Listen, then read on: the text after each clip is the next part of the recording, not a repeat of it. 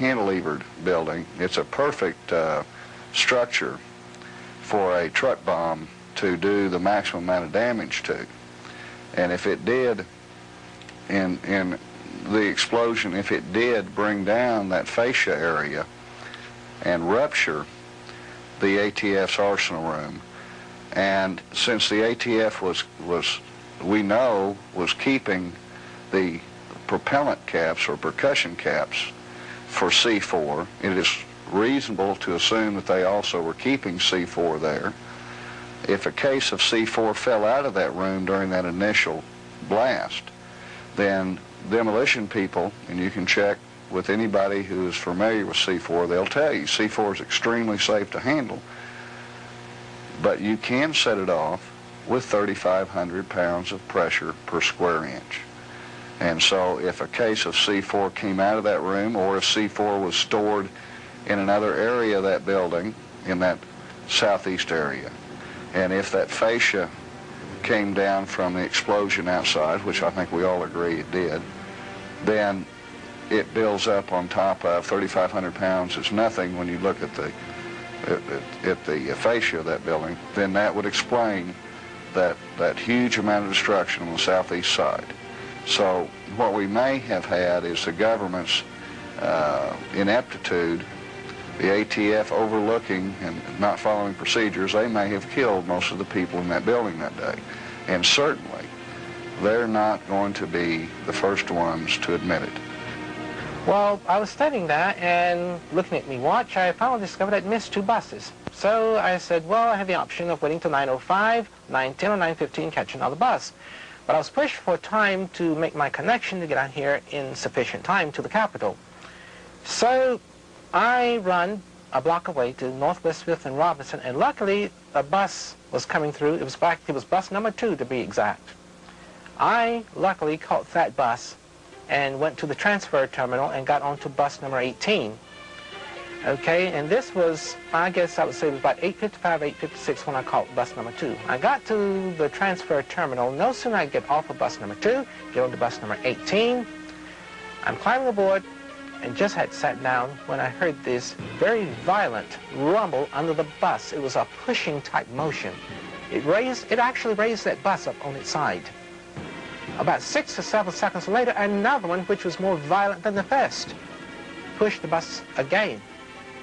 And I thought that second time the bus was going to turn over. In discovering where the ATF room was located, sure enough, it turns out that that room was up on the 9th floor, and it runs from north to south on the furthest east side. That room was ruptured. The photographs clearly show that the room was ruptured, and the area that is ruptured is directly over what we now know or call as the pit area. And the pit area is that large coned-in area on the southeast section of the Muir building. Now, what's important about that is that's the area where far more than 50% of the fatalities that day occurred. I had talked to a lady that worked at the Water Resources building, and she had heard the explosions. And she said that she was upset about the fact when it came over the news media that they were saying there was just one explosion, when she heard 2 explosions that morning. As stated at the beginning of this film, the opinions and conclusions of these witnesses are their own. Why do they feel it is important for you to know what they saw or heard? What's in it for them? Perhaps it can best be illustrated in their own words.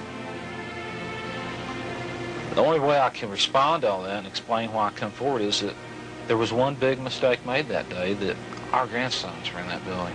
If it could have been anybody else's kids, middle America that is afraid to step forward, it would have been a lot easier for the feds, for the FBI and for ATF and everyone, because they probably would keep their mouths shut. But they made a big mistake. Chase and Colton were in that building that day. And until I'm satisfied that everyone has been brought to justice and that all the problems with the ATF having prior knowledge, with them having explosives stored in that building, with the FBI attempting to cover up the true Middle East connection here, until all that comes out, I'm going to take every opportunity I can to step forward on radio, videos, television, and continue talking about it.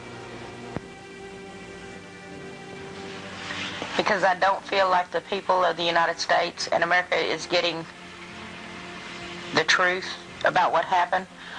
I feel that they imploded the building too soon. I feel that they destroyed a lot of evidence that was in the building.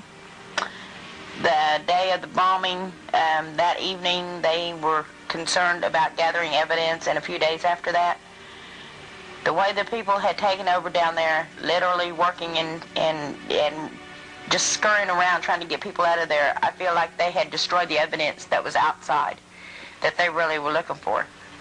But I don't understand why they imploded the building as early as they did.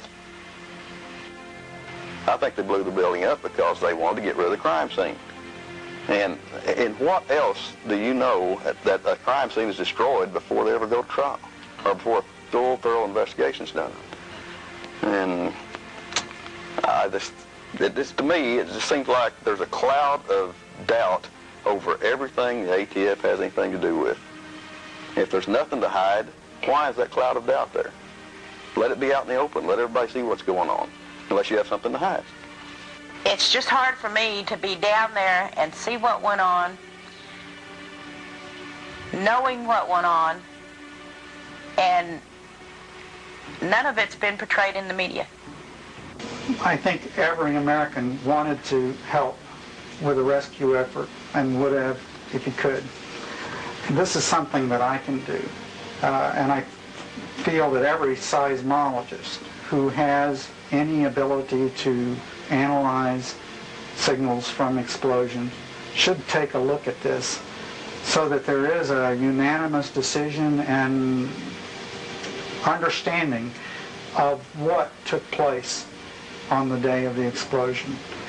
There's been a general tendency to force the thinking in one direction or another, and it's very hard as a scientist looking at the data to keep an unbiased opinion, because you are anti-government if you go one way, you're anti-free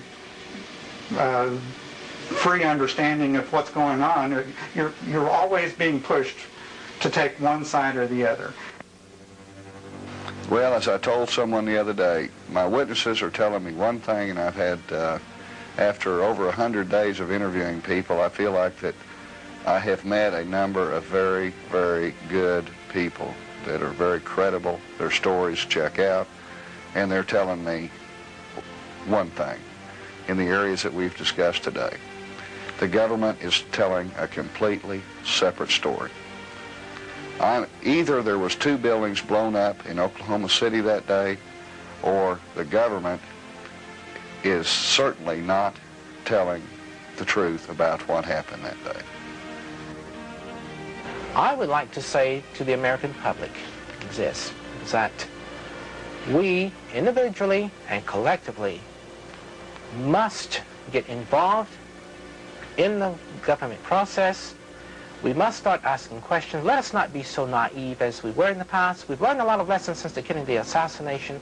Let's not be just to accept something just because the media says that this is the way it happened, because there are a lot of kind of underlying questions that have not been answered in this incident, just like with the Kennedy assassination. So we need to get at the truth, and this is what we need to know. It's a matter of accountability. What happened? And it's plain and simple. What is the truth? That's all we want to know. And it's going to be up to us, the people, to band together and unite as a nation to get to the bottom of this. Let's not let another 30 years go by. Let's not, for God's sake, no. Chuck, I think it's important for people to realize that what they do makes a difference.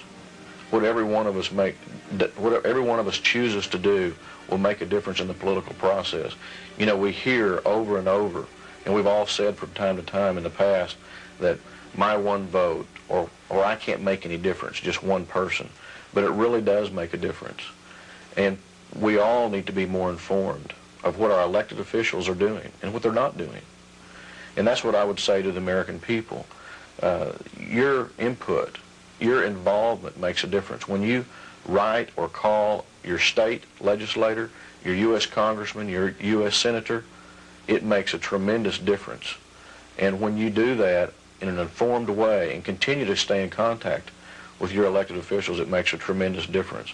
And I would hope that the American people would look seriously at the information that we provided and look even more deeply into it, do research on their own, and contact their elected officials.